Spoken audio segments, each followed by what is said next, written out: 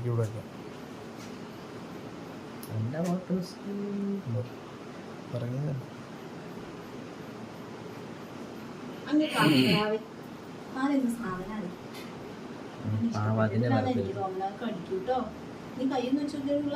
അതിനകത്തിന് മാന്തിയതാ.